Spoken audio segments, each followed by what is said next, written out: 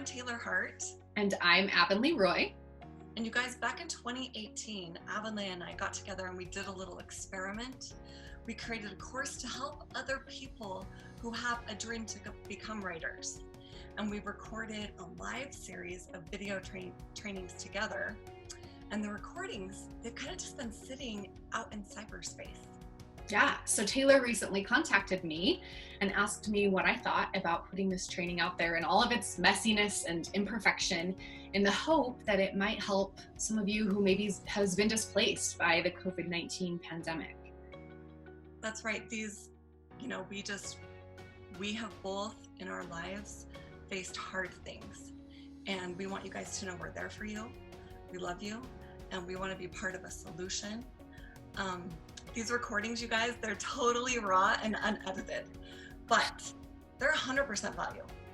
We hope you'll use them, benefit from them, and when you do write your book, not if, but when, then you'll let us know. And you'll share it on social media. You'll tag us, Taylor Hart, Avonlea Roy, because these are going to be coming out. They're going to be coming out right now. All the videos, all at once, they're there. So just go and enjoy the videos, share your success with us, and happy writing. Happy writing.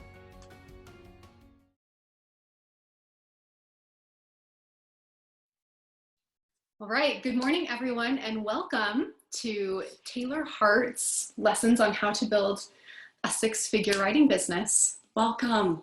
We are so excited. So excited. Like crazy excited. And we wanted to start out just kind of introducing ourselves. The funny thing is that Avonlea and I have known each other a couple of years. Yeah, it's been a few now. It's been a couple. 4 or something. Yeah. And but this came together. It's just like bam. Like one day we were talking about writing books, and the next day we were talking about, well, if we're gonna do this, if we're really gonna, if I was gonna mentor her and take her through the process, then why wouldn't we reach out and make this bigger? Yeah. Right? And so I'm excited. A little about myself. I've been writing for about 13 years. I've been publishing for about 8 years. I always like to qualify. It's really been the past 5 years I've been making money, right? Because as a writer, and you probably know a lot of writers, if you're interested in writing, you probably know that there's tricks. It takes a while to really start learning how to do it. And that's why you're here. And that's why we're talking about this. But one of the cool things about Avonlea is that she wants to be a writer, but you have a huge background. Part of the reason we connected is because of her background in personal coaching. Right. So I'm going back here. I'm an ULA certified trainer. I have been coaching and doing life coaching and emotional release work for clients for probably coming up on like 20 years now. I've been studying the principles of success and teaching them to people. And then I also have a major in communication with a minor in creative writing. And I did write a book several years ago. It's probably like 10 years ago now. Yeah. Okay. And I went through the process of querying and trying to send that out to publishing houses. And I remember reading about authors like J.K. Rowling and Stephen King, and they would talk about how many rejection letters they received before they finally got picked up by a publishing house. I've done that. Yeah. And so I kind of gave up, honestly. And when I went to college, I minored in creative writing just because I loved it and it makes my heart sing. But I thought, okay, maybe when I minor in English creative writing, they'll teach me something that will help me get published. They didn't. And then I went off and I was working in the corporate world, and there was like always just this part of me like, being tugged that I wanted to write. So I recently quit my job in corporate America and to be a stay-at-home mom. And I thought, while my kids are in school, I have time to write. And I know my friend Taylor is making a living as a writer. Like you guys, when I say making a living, when I first met her, she was making as much money as a writer as I was making in my career in marketing. Just to give you some scope. Yeah. All right. So I was like, hey, if she can make that kind of money working from home, being with her family, I want to learn how she's doing it. Exactly. Avonlea brings up a good point, because I wanted to tell you guys, I have a bachelor's in English and a master's in communications, and I have 4 boys. And after I taught college for a few years, but when I had my third, I realized it really wasn't paying for, I mean, I was just part-time adjunct faculty and it wasn't really paying the bills. I grew up moving a lot. My dad was in mining, and it was like, okay, every 2 years, you know, mining is volatile. So he'd have a job or he wouldn't have a job. We'd have to move somewhere. And I remember feeling very uncertain, right? And so I have my third kid. My husband comes home from his job and he tells me, yeah, my boss said, I got to find something else. And I had all these, like this geyser of memories of growing up that way, of like that fear, that panic. Would there be enough money? You know, and I remember that night, I handed him the baby and I said, I just have to go. I have to go for a little bit. And I went to Barnes and Noble, and I'd always wanted to write, and I'd kind of messed around with writing. As many of you know, once you go to college for writing, they kind of tear you down a lot, and it can break you, right? And so I kind of been broken, and I didn't believe in myself. And I remember walking around Barnes and Noble and coming to the writing section and going, I'm going to do this. I'm going to write a book. I'm going to make money on writing. That's what I'm going to do. And at the time, you guys, I didn't even have enough money to pay for one of those books. Okay. And so I sat down. I pulled out this book on writing. I sat down and I spent the next 3 hours reading the book in Barnes and Noble. And that was the beginning of this decision that I made, that I was going to control my own fate. I was going to do something I wanted to do. And it was hard. It's been hard. But a decision can change you, right? Like that was the point that I was like, this is what's going to happen. And I, just like Avonlea, I started seeking out mentors, writers. I started going to conferences. I started reading how to do it. I started doing it. Okay, I just started writing too. And those are some things we're going to talk about. But gosh, that was a big moment. That was a big moment. Right. And so what we're going to talk about over the next 12 weeks is how you figured it out, and some of the biggest secrets that you've discovered along the way that you would say would take 5 years off of anybody else's writing career. Oh my God, you guys, I am like, for the past couple of weeks since we've been talking about this, I've been going, okay, what do they need to know? Like, what will give them the most value? And I've been so excited. All these thoughts have been running through my head. I've been making all these materials for you guys because I'm like, yeah, we're going to cut off like 5 years. I would say 5 years, especially if you're a newbie. But even if you've written a book, there's so much right now that I can explore with you, teach you, that I believe is going to be life-changing. It's going to be life-changing for you. We're so excited. So the 3 secrets that we're going to break down over the next 12 weeks, these are Taylor Hart's secrets to building a 6-figure writing business, because today you are making 6 figures as a writer. Even more. It's great. I mean, like, not in the millions yet. Those are long-term goals, but yeah, 6 figures, baby. Yeah, that's great. So these 3 secrets are: number 1, Taylor Hart's playbook for how to write a best-selling novel. Yep. Like the formula that you need to follow in order to hit the right notes every single time to just create that satisfying story that everyone loves to read and go back to over and over again. Well, and if you guys think about it, you think about your favorite movie, right? And you go to that movie, you love it, and maybe you go, oh yeah, this movie is kind of like my favorite movie. I'm going to go to it. You go to it, and you walk out and you go, oh, that did not work. But you don't know why. That's the stuff we're going to talk about. Yeah. So number 1, Taylor Hart's playbook. Number 2, how to write crap. Like, this is a term that we've affectionately come up with for this process of writing. Different word, but we decide not to use that word. Before we move on, do you want to tell them why we came up with the how to write crap? Yeah, and we both kind of have a story about this, but as I said, I have a master's in communications, and when I was in my master's program, I had just had my first son, and I was teaching.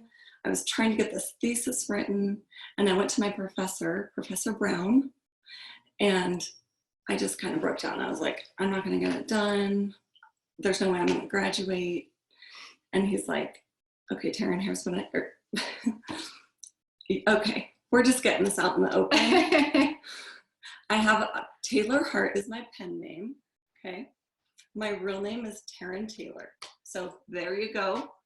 If you look up my real name, there's some different kind of fiction than what I write, but it's now you're gonna look it up. So it's lesbian erotic fiction. What? I didn't know That's what Taryn Taylor, the imposter, writes. They're getting it. But I'm like, okay, I just referred myself to myself as Taryn. So anyway, back to the ranch. Professor Brown, he said, okay, I need some crap. I need you to just get me something, just write a piece of crap, and I can work with crap, and we're gonna get you done. And I remember feeling relieved. Like, okay, like I could even go back to writing my thesis and go, I just gotta write crap. And guess what? I graduated and I passed. And that's, every time now, even when I start any project, even, any book, it's like, okay, first draft, we're just getting some crap out. Yep. Right? Because it relieves you. And tell them about, after we had that conversation, what that did for you. Oh, it's liberating. Like, I remember, so I've been working on my book as we've started working on this program together. And I mean, I'm like probably 15,000 words and now, which is I've only had like a good week and a half solid to write. And so 15,000 in a week and a half is phenomenal. And like I'll sit down at my laptop and like the minute my timer starts, because I kind of work on a kitchen timer method, I'm like, okay, I have no idea what to write right now, so I'm just going to write junk. And like the minute you kind of like get past some like, okay, what's the worst thing I can write right now? Yep. You get that out, and then it's like you kind of open up the pipe, and then content really starts to flow. And we're going to talk about different techniques. Exactly, she said a kitchen timer method, but you guys, a lot of it is turning on the faucet, right? Learning how creatively to turn that faucet on. Because even if it comes out as junk for a while, you start training yourself every day to write, and there's less and less junk that comes out. I even find I'll go on vacation, I won't be doing these, things every day. And I come back from vacation and those muscles need to be retrained, right? And so then I find I'm wandering more, but there's some tips we're going to give you on how not to do that. Yeah, we're going to dive deep into that creative process and how to have just the kind of the structure and the routine. Yeah. So how to write crap, secret number 2. And then secret number 3, joining the best-selling revolution, because today's publishing world is different than it was 10 years ago when I tried to query and send out letters to get my book published. I was like, well, if J.K. Rowling can do it, I can do it. Like, and today it works so differently. So you're going to teach us. I know. And you guys, it's an exciting time to be an author. Like that's, if there's, as we talked back and forth about doing this program, at times I'd be like, oh, do they really need what I have to give them? And then I kept coming back to, yeah, because this could free you. This could free you from your day job. This could give you a flexible schedule. I mean, my husband teases me. He's always like, oh man, your boss is the worst boss, right? Because I drive myself hard, but I'm flexible. I take vacations when I want. I go volunteer in my kids' class whenever I want. I go to lunch with my friends. I pause when I want. And that's the kind of freedom I want for you. Yeah, but it's so true. Like I say, I love your guts. And it's been so fun getting to know you. And I know that's like a term that people use affectionately, like, oh, I just love you. You're so great. But like, I literally love your guts. You have guts. I mean, her drive, her determination. Not my insides. But like she'll do gutsy things like while we're in the moment of working together. She sent out an email, right? Like just moment of inspiration, and she's like, okay, well, we're just gonna blast my email list and like take a selfie and send it out right now. And it was like she just has You guys got that email. the power to act in the moment. And when she like I just love that drive and determination. So it's been super fun to collaborate with you in this process, and you guys are gonna love. And working to with her. Avonlea's point of view, or to her side, I wouldn't have collaborated with Avonlea if she wasn't, man, she's determined. She figures it out, this Zoom stuff, this is Avonlea. She figures it out, and I couldn't, like, that's a drive. We're a good team. We're a great team. You know, we'll make so super fun. So. All right, so your 3 secrets. We're going to talk about those things, but each week, as part of this journey, you've recently written a book. It's not out yet. It's coming out. It's coming, but it's called Mastering the Mental Game. And the subtitle is Love, Write, and Grow Rich, right? And I'm not talking about just rich, the 6-figure income, which is important. I like that part of it. But I'm also talking like grow rich in your relationships, grow rich in knowing who you are. You know, I love the quote, know thyself. I think it's Shakespeare, right? I'm pretty sure it's Shakespeare. But first off, what I want you guys to do, okay, you're here. Kudos, you are here. I want you to think about your goals. And I know you hear that word and it's like, goals, right? I've been learning about goals. I'm tired of goals. I'm here to learn how to write a book. I have a goal to write a book. Well, okay, but we're gonna do some of this work first. I'm gonna kind of tell you why.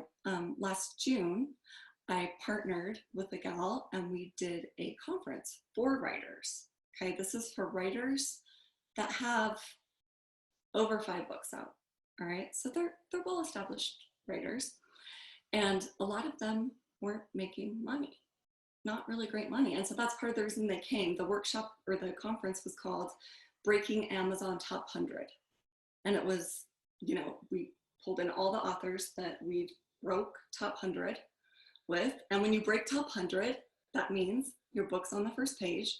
That means you are making a lot of money, right? That's a result. But the work, part of the work starts with having these goals, okay? So right now, what I would like you to do is get a piece of paper or open another window in Word, and I want you to write down your first goal, okay? And I'm not saying write the book. I'm saying I want to start with a money goal, all right?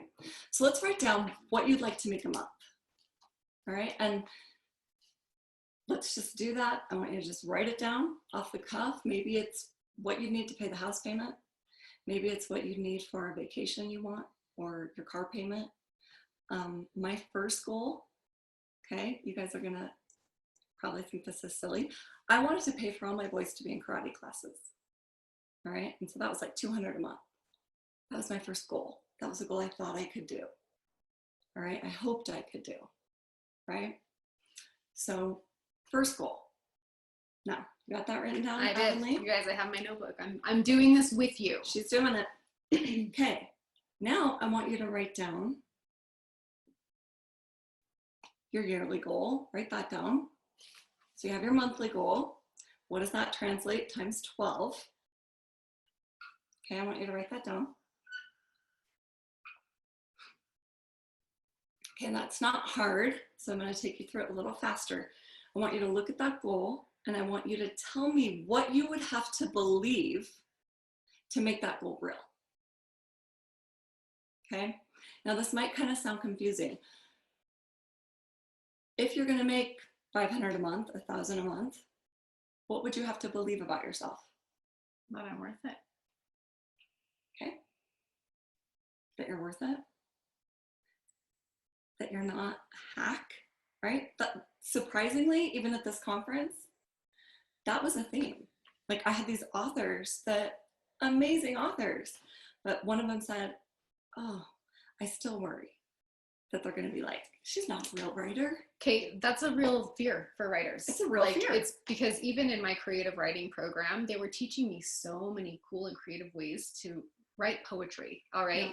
And when we say poetry, they didn't mean like to sit down and write a haiku, okay? They were just saying to be able to write beautiful language. Sure. Poetry is beautiful language.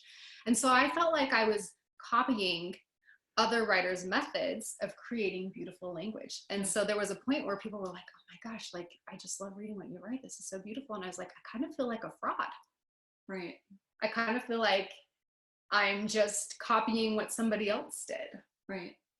Without honoring and acknowledging that I was able to take that and make it my own, like right. to take it and make it uniquely That's mine. a great point. You know, but I did. I felt like a fraud. And so I think that that's probably a pretty common feeling among writers, to feel like a fraud or to feel like a hack. And to feel like, can I do it again? Right? Can I replicate this? Oh man, I've written this story. Can I do it again? Can I maintain this income?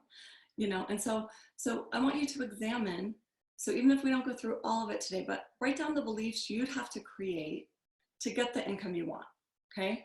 Now, I want you to write down some of the beliefs you have that are holding you back from the income you have. And I'm going to give you one that I had, and that sometimes this one will creep up. This is one of those I know it's like it's false, but sometimes it'll creep up for me. It is that I can't be a good mom and a successful writer. Oh my gosh, we could do a whole series on just being a working mom. The mom guilt. Oh my gosh. Right? And I've had, you know, that's one that I know isn't true. Right? That's absolutely not true. I can dispel it, but it'll creep up. It'll creep up. Oh, Mom, you can't volunteer in my class today. Oh, literally. Like, we were working last week and I got a call from the school to see if I could pick up my stepdaughter. And I wrote back and I was like, at 11:30 I can. And they were like, never mind, we'll get a neighbor to do it. And I was like, okay. But I had to say, and then they go, oh, and they're like, well, where were you? And I was like, I was working. That's right. But that's just a belief that can crop up, I think, for a lot of women. Yeah, that I can't be a good mom and have a career. And that might not even be a problem for you. But I want you to think, what are some of those beliefs? So I'm going to break this down a little bit more. A belief is like a tabletop, okay? You put it on top, and then what holds up the tabletop are these legs, right? And so whatever belief, here's how you change a belief, is you make those legs really strong around that belief, okay? And so, like me, dispelling the belief I can't be a good mom and make a lot of money or whatever, is I have to go through. You know, sometimes I even have to go back to my sheet that I have, and I'll have to be like, okay, I do this and this and this and this for my kid. This is my standard as a mother, right? One of mine is I like to make sure I have dinner. I have 4 boys and a husband that like to eat every night. So it's important for me to have dinner. Okay, that's a standard. And I fulfill it. I do simple meals, spaghetti, tacos, whatever. But I do it. Okay, and I'm not perfect at it. Sometimes we have fast food. Don't judge me. But my point is, you can build a case for anything, right? You can build a case. This is what attorneys do all the time, for why something is true or why something isn't true. And so right now, for yourself, I want you to build a case why you can attain this income. All right?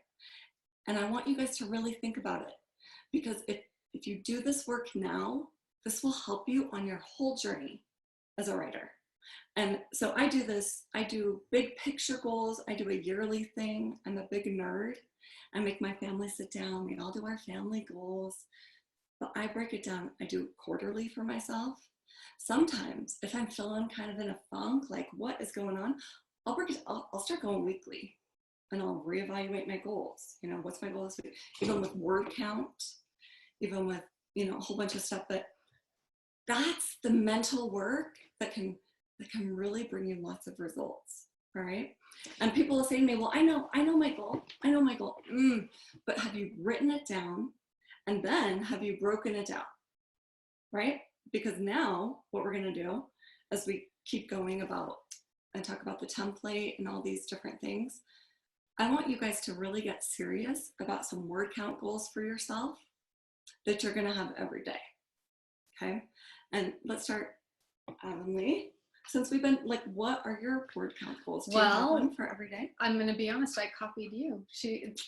Taylor told me that before she starts every day, like before she does anything else, she has to get 2,000 words out. So in the morning, I send my family off. My husband goes to work. The kids go to school.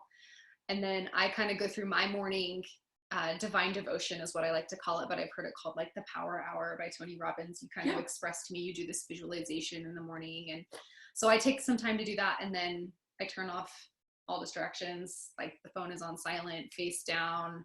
And I try to either knock out 2,000 words if there's nothing else like pressing on me for the day, or on a day where I'm like, okay, I know I have to be somewhere at a certain time. I set the timer and I write until the timer goes off. Perfect. That's one of my goals. Can we go back though, as we were talking about limiting beliefs, Doreen's been really awesome to kind of share like what some of her desires are to be authentic as a writer, to be my own voice, not someone else's echo. But she brought up her own limiting belief. So my fear is that it's too late. Oh, I know. I want to put her whole like thing. Looking at later in life. So she says, my fear is that it's too late, and what I could possibly bring to the table that anyone would be, what could I bring to the table that anyone would be interested in? Okay. So it's kind of like the fear that like, what do I have to offer that's different, and why would they care? Right, right. You know, I like to really think about, okay, semantics is so powerful, right? How we talk to ourselves. And gosh, we go up and down, we ebb and flow. But you guys, there is a power in now. I mean, I think it was told, I can't remember the guy, but wrote the book, The Power of Now. But in every moment, every day I say to myself, this is the beginning. This is the beginning of my life. You think about a relationship, right? How does it feel when it's the beginning? You're willing to like go to their restaurant. And, dang, he takes the trash out when I ask him, right? At the end feels crappy. No one's taking the dang trash out. And why don't we ever go to my restaurant, right? But for yourself, start fresh. Okay, Doreen, break that, like, who cares? Maybe the only one you're going to affect is you. Are you important enough to affect? I think so, right? And you guys, this, oh man, I'm not going to say writers are more sensitive. Okay, I think everyone has sensitivity in them. But the process we go through and how we hop heads, right? You kind of, if I were to guess, most of you can look at people walking by and you can almost feel how it would be to be in their heads, right? Maybe they're going through, the other day I was at the store and this lady was having a breakdown with her child. Her child was having a breakdown, who was like 2. And she kind of started having a breakdown.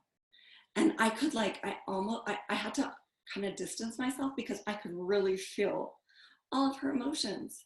1, because I've been there, but 2, because we hop heads really fast, right? And I think that's a superpower writers have. But if I could say anything, it's just that, oh, Doreen, she says, wow, you just hit a real chord. I hope so. But power, like today's the day, man. Today's the beginning. Think of that. Every day is a new day. Yeah. You know? Well, I was listening over the weekend to a podcast that's with Elizabeth Gilbert and Brene Brown, who are both powerhouse writers for different reasons. But they were talking about the inner critic. Oh.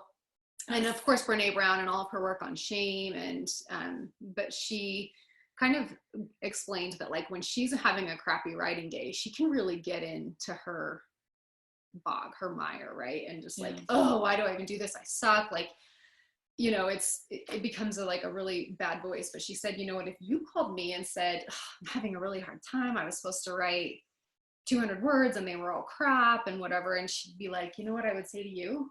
I think you're writing, and that's great. And maybe you have to get the 200 crappy words out before you can get to the good words. And we have like this compassionate voice that we're willing to give everyone else. I love that. Except ourselves. I love that. And so it was kind of like when we get into that space of like, well, why should I write anything? Like, turn the same voice of compassion on yourself that you would turn on to your friend who says, I want to write a book, but who would listen to me? What would you tell your She's a friends? personal coach, people. So No, I love that. it was just really like, good. I just listened to it over the weekend. So it was like very timely because that's what we need to hear. So yeah, even Brene Brown says that, yes, you are in good company. Okay. And that does beg the question. So I think next time we're going to kind of check in with you guys on where your goals are. Okay. So I want those to be forefront for you. But also, I want to talk to you for a few more minutes about your writing, about how to keep your mind clear, okay?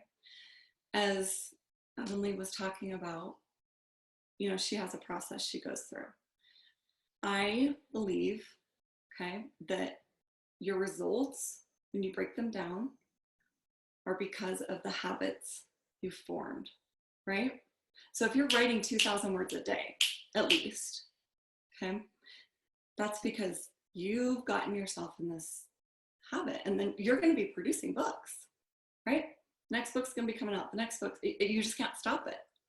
But you have to break down the habits you need to have. And so a couple of years ago, when I first started writing, I was like, okay, I have to be clear. Like, my mind has to be clear. I have these 4 kids. I have those negative friends sometimes, right? But if you answer the phone at 9 in the morning, your whole day is hijacked. Psychic vampires. Ooh, I like that. Yeah. You have a family member that constantly needs you. That's a crisis. That's a real crisis, right? But what about power washing your house? Oh yeah. And then this is the best. I was telling Alan this. There's a joke among writers. I heard this at a conference once from Dave Wolverton. I love Dave, if any of you know him, but he said, writers will sit down to write. They'll be like, yeah, the house has never been power washed. How has that happened? We've lived here 8 years and the house has never, but you have all these things that kind of creep in that have to get done, Oh man, the laundry, my kids' room is a mess. I could go do that right now. But you have to guard your mind, okay? Your mind is everything, especially as a writer, right? You're thinking with your mind. So here's what I do for myself every day. I think this has made the most difference. For myself, I get up, okay? I say my prayers, all right? Get my kids off to school. I read my scriptures. I don't know what you believe in. That's not really important. Put something into your brain that feels like it's feeding your brain, okay? Whatever that is for you. Then I do a 10-minute exercise. I took this exercise from Tony Robbins, but I start here with gratitude. So thankful for my health, right? Then I go out. I'm so thankful for my husband. So grateful and I go through my sons, and then I just get wider. I'm so grateful to be an American. I'm so grateful for freedom. I'm so grateful for the sky, for the sun. And you kind of feel that, right? Even when you're thinking about that, man, we don't have to be in charge of the sun coming up every day. Aren't we glad about that? But that's something beautiful that's in our life, right? And so I go big, I go through so many things, then I come back and I go to visualization, and I visualize where I want to be. That place for me is on a beach somewhere, right? You can see from the poster behind us, that's kind of what I want to see every day, is the ocean. Right? At least one of the houses that I have, right? And when I'm on this beach, I'm doing yoga, and I really don't do yoga now, but in the future, I think of myself as doing yoga. No, but I visualize myself in the future, and what it would mean. What does that mean if I own a beach house? It means I'm at a certain level of income. And I think about how grateful I am to be at that income. Think about how grateful I am to be teaching online courses. This has been part of that for a couple of years. I've thought about doing this, right? I hadn't done it until now, but that's been, coaching people, helping them. I think about what my kids are doing. I think about my husband. Then I come back to this month, some goals I have for this month, then goals I have for this week, then goals I have for today. And I bring myself right back here, okay? But you guys, I'm on fire. After I do these exercises, I'm like, boom, I'm ready to start. And then And usually I'm walking my dog. Okay. I'm usually walking my dog when I'm doing some of these. Now, then I come back, I sit down, I write those 2,000 words. I don't check my email. I don't check Facebook. I don't do anything. I actually put my phone, I turn my phone over. I have my text on silent, and I tell my kids if they need me, they're going to have to call me. So they might have to go to the office and call me if they want to interrupt me. I also tell my husband this, right? Because it's hard to be pulled every second. Breaks up this is my own process I found for myself. You might be different, okay? But that's how I found that I can successfully pound out 2,000 words, okay? That's what I do every day. I don't make doctor's appointments until like after 12, right? I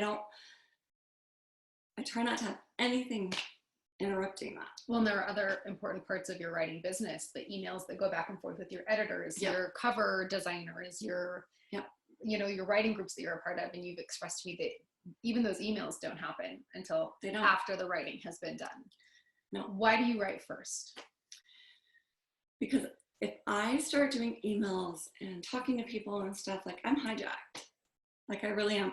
Now, that doesn't mean that I don't do those emails and marketing stuff, and then I love the book I'm writing and I have deadlines, so then I have to go back and pound out another 5,000 words. Some days I do that, okay? Some days I have to do that. But it's compulsory that those 2,000 get written. And that's 5 days a week. That's 5 days a week. I mean, Saturdays I do games, Sundays I don't work, okay? But for yourself, breaking down how you're going to keep yourself mentally clear is valuable, all right? And sticking to these habits and patterns. I mean, I always think that, people think, oh yeah, goal setting, I have to talk about goals, I have to talk about, guys, that's what makes stuff happen, right? Even you guys being here, like we said, even us getting together and saying, okay, here's what we're going to do first week, or first lesson, second lesson, third. We're planning, we're goal setting. We want to be done with this by right around the new year. Yeah. Like think of how many people their New Year's resolution is to write a book. We were like, oh geez, we have to start recording now if we want to get this out in time for the new year. And so we just, we were like, bam, we're starting next week. Action, right? Sit down, pound out those 2,000 words, even if you know they're junk. Pound them out. All right? That's what you have to do. Okay. Are you tired of me? So every week, we're going to get a little bit of your mindset that's coming from this book that is coming out soon. I should set a goal. I should set a date. Maybe we'll update you with that in a future lesson. But that's how we're going to start out every call. So every lesson. So just so that you can kind of be aware of what the process is going to be. We'll start out at the beginning with maybe a recap of what we discussed in the previous lesson, just to kind of like check us in. And then we're going to spend like 10 or 15 minutes working on a new mindset technique that will help you be successful as a writer and as a human, as a person, just successful in life. Yeah. Because no matter what you do, whether you're a writer or a dancer or a teacher or a mom, right? Yeah, these success principles are super important. And one of the things I think, like I said, we connected over. Totally. All right. So you guys are here. You showed up. Congratulations. Sometimes the hardest part is just showing up. So we're going to get into, just for the last few minutes here, what does it take to get started as a writer? Okay. And I think just even for the beginner, like there were so many questions that could come through your mind. And I kind of jotted down a list like, okay, and there are so many like physical things, tangible things, but we broke down some things that are important to have before you even have a pen and paper. Yeah. So desire, right? The fact you're here means you can do this. And I know you're probably thinking, oh, what does she know? Well, I do know. All right. The fact you're here and that you want to do this means you can do it. And discipline, like we just talked about. Pounding out those words every day. You have to show up. You have to do those muscles. Avonlea had asked me, okay, do you need a degree? Do we need a degree? Like, I have a minor in English because I wanted to be a writer. And so if I want to be a published writer, is it really important for me to have a degree? I don't think so. And, I have a 16-year-old son right now, and he keeps saying, why do I have to do math? I'm never going to use it. And we have those talks with him. Part of life is just getting through the hard things. And so here's what I would say to you. Having a degree is great. If you have a degree, great. You might have a degree in photography, in martial arts, in engineering, and you can still be a writer, right? You might have a degree in English. I do. I don't think it helped me become a better writer because I had never studied story until I had the desire to write stories, right? I knew kind of grammar. If a lot of you know that once you learn grammar, you almost forget it and you just know if it's right or wrong. Oh yeah, I can't tell you like how to break down. I don't know the rules. No, I'm really good at writing and I can write things grammatically correct, but I can't explain why. Exactly. It's correct. And you're gonna have to pay editors. I pay a lot of editors. And we'll get to that. And yeah, don't be overwhelmed by that. But I just mean, don't worry so much if you know English that well or whatever. Like, don't worry about That's that. what the editor's for. That comes later. Yeah. And you know, in our conversations and saying, well, do you need a degree? Do you need a degree to write? It occurred to me that I'm pretty sure locally here in Utah, there's an author. Don't quote me on this, but I think it's Brandon Sanderson, who has written a hugely popular best-selling series called Fablehaven, and then some subsequent series after that. He's good. I am pretty sure he published his first book when he was 17 years old in high school. He was still in high school friends. So the degree thing, we decided to debunk that myth and throw the degree out the window. Do not feel like you have to have some kind of a degree in order to be a successful writer. So we're gonna let that one go. Yeah. So, okay, here's another question. I kind of have an idea of like maybe becoming a writer, but why should I be a writer? What are some of the good reasons to be a writer? Well, we kind of have touched on them.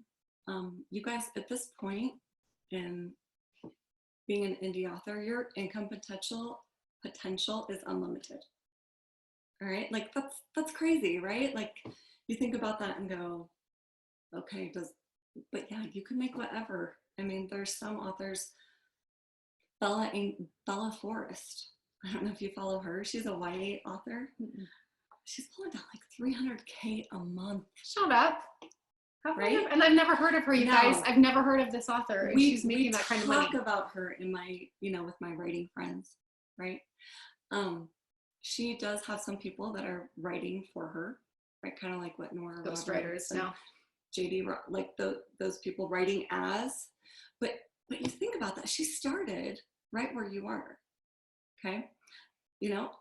Like Avonlea said, I mean, I'm making over 6 figures a year. I love it.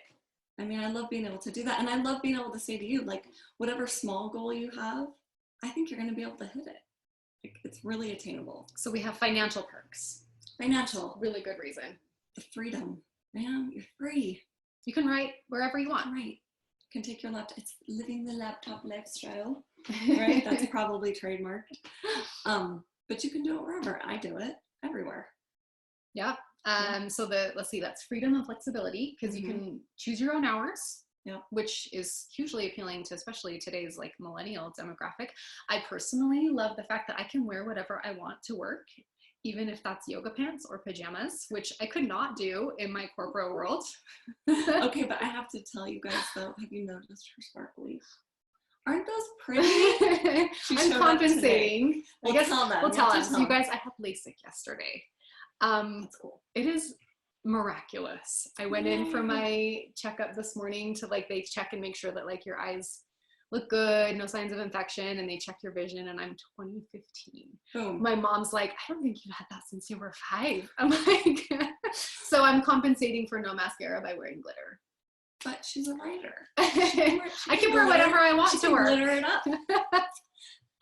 No, I just, like I said, and I'm going to keep saying it, but now is the best time to be a writer. There's so much opportunity. And as we get going and teach you how to publish on a lot of venues, but Amazon is the biggest retailer right now. And they're the ones where I make my money, We have another sweet comment. This is so wonderful. I don't think I will be hanging on to my fears too terribly long with you two chatting to me for the next 12 weeks. That's right. High five. Oh, that's why we're here. We're high-fiving you guys. High five. Okay, so we've talked about why I should be a writer, the freedom, the flexibility, the income potential, the freedom to wear whatever you want to work. So then, okay, let's just get down to brass tacks. What does it take to get started? What are the materials that I need? You know, we were having this conversation last week, and tell them like why it's daunting. Oh gosh. Okay. So, I mean, these are some of the things that I came to her with questions because I was like, okay, well, I mean, I know that I need to have a word processor of some sort as I'm starting to write, but then it was like, I've heard of these writing softwares that people use to publish their books. And then, you know, how do you get, like, it just gets, it can seem overwhelming and complicated. And we even talked about like, okay, let's just imagine worst case scenario. There's a single mom out there who has this dream of writing, but she can't afford a laptop, she can't afford a writing software. Like, what would be the bare minimum that she would need to get started? Because we really truly want to make this program be something that can change someone's life, that you know, will take them out of a struggling situation into a life of prosperity. When she's talking about this, you know, it's near and dear to my heart, because like I told you, that first night at Barnes Noble, when I didn't even have money to buy that book, right? And it is making me emotional. And I remember saving money from the coupons that I'd used, and I saved 20 bucks in cash, and I bought my first writing desk from my neighbor down the street that was selling like her kid's old desk. And I just wanted a space, right? Like, I just remember that so much inside of me, being like, I want something that's mine that I can sit at, right? And so the answer really is, if you have your notebook and your pen, that's great. If that's all you have right now, okay, start there and start writing your book. Now, at some point, it is going to have to be on a word processor, right? And if the worst case scenario, you had to go to the library and type your ideas at the library, do it. Okay, here's how you do that. Literally, we're going to break it down. If this is you and all you have is a notebook, a pen, or a pencil, you can go to the library and use the computer for free. You can create a free Google account and you can type it into a Google Doc. Like, there's a Word document on Google, and this is how you do it for free. It costs you nothing other than a pen and paper from Walmart, okay? And you can access that Google account on any computer. Yeah, you just log in, there it is. It's saved in the cloud for you. So like bare minimum basics, you can do it with basics. That. Now, obviously, I have a MacBook, I love it, okay? One of the perks, I have used Scrivener, right? You hear a lot about Scrivener. I've used different, I had a friend that developed like a story software. I used that for a while. I did all this fancy stuff. I actually came back to Word. Here's why. In Scrivener, when you export that document to send it to an editor, when it comes back in, okay, you actually can't just like accept changes and then put it back in. It's this weird, like, so I'll have a lot of writing friends that if they use Scrivener, they use a double screen and they go through their changes with editors and they change them the old-fashioned way. I ain't got time for that, okay? I don't want to do that. But when we talk about the template later, right, for kind of the beats that I've developed through working with a lot of different, different outlines on how to outline a story, now I just take it right into Word and I just start opening scene, right? And I just start going through whatever I want to go through. And Word. You keep the whole book in one big Word document. I do. And every time I one per chapter. Yes, that's a good question. I have done that before. You guys, that gets crazy, right? That was how I wrote my first book. I mean, you can do it like, I've done it like that. But then you're like, wait, was this the first chapter I worked on 3 days ago? Or so I timestamp everything too. I put the day. So, I'm working right now on a Snow Valley book. Yeah, I'm plugging Snow Valley. I'm working on one for Christmas, right? That I'm going to release in like a month. And so every time I save it, I put the Christmas Girlfriend, October 14th, 2018. So I know it's this version. And yeah, I just replace it.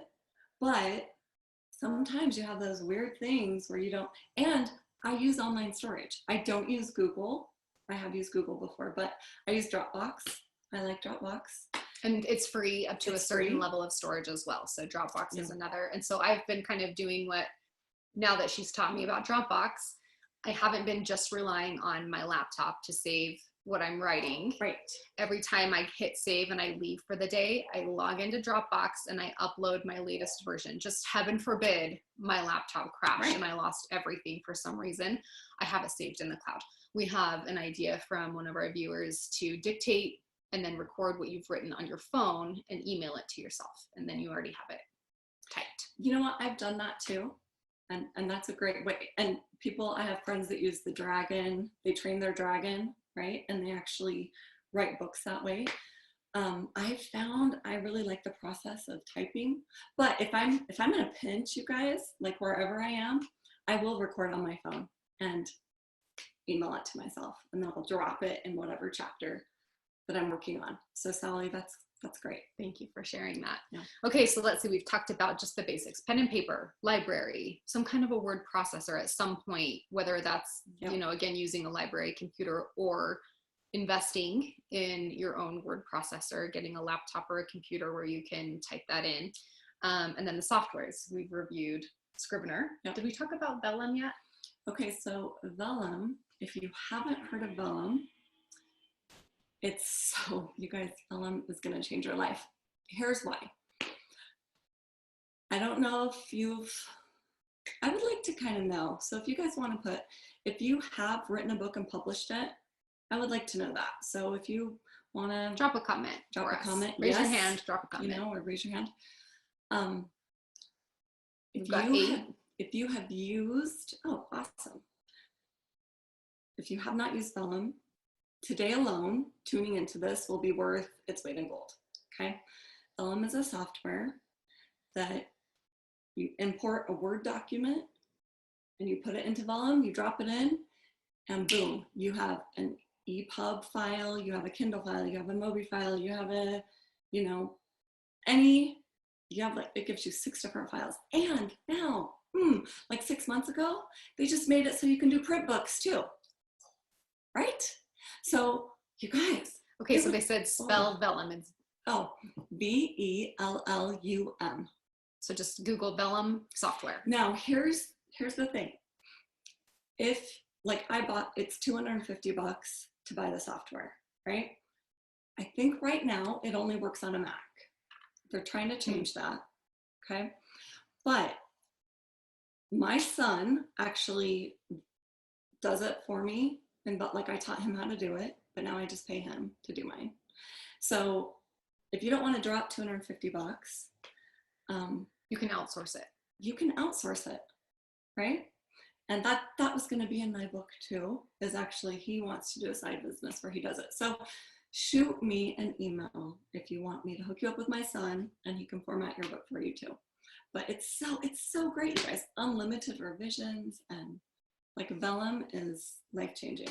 I used to spend days, probably 3 days, like full 8-hour days, going through the guide and formatting my book in Word. It was brutal.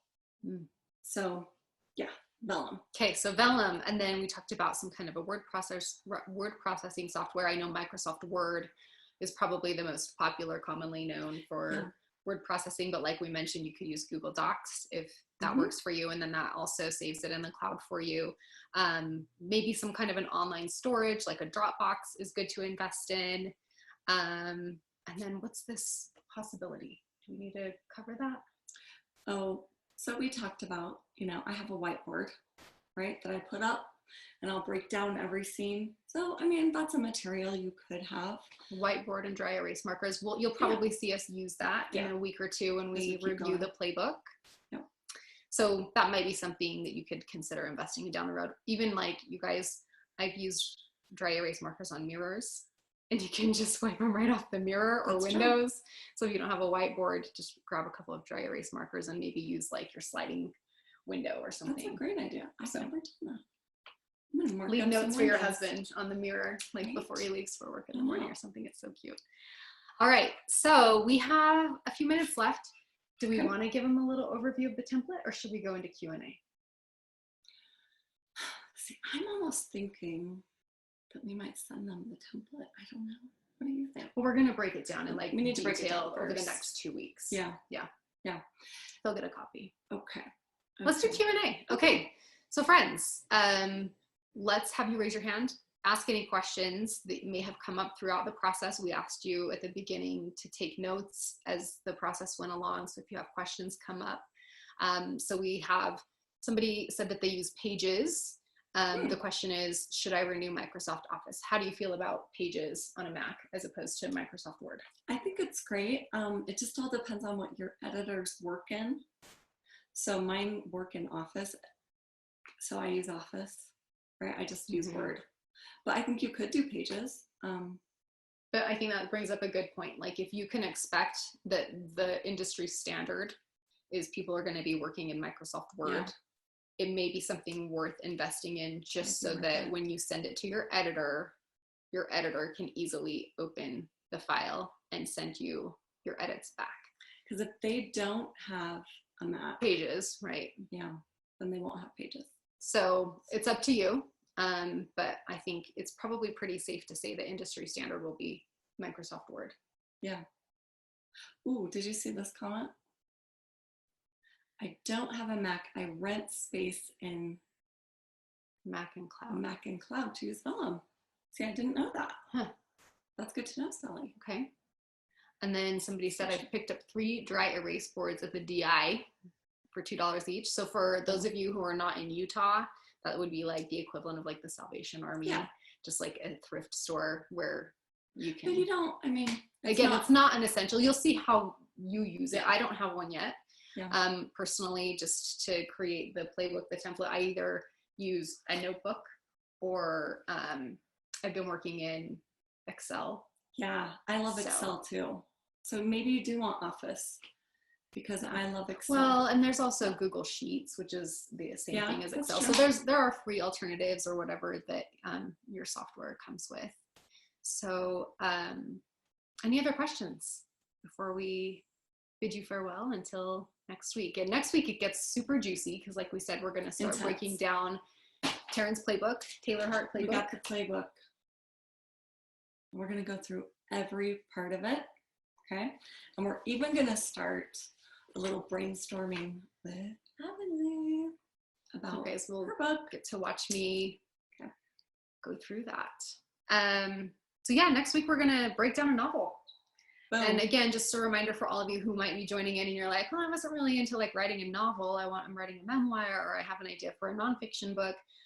Hang in there with us. We are going to be talking about, because your niche has been clean romance.